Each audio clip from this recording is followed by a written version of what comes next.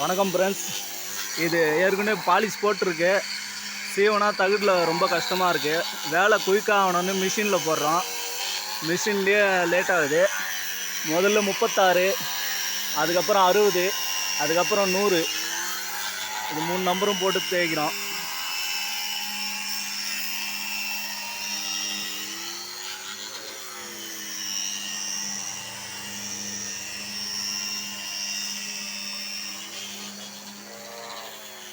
டோரை 4ஆக பிரிச்சுட்டாங்க. கோயிலுக்கு அது ஒரு கோட் போட்டுட்டு திருப்பி ஃபிட் பண்ணணும்.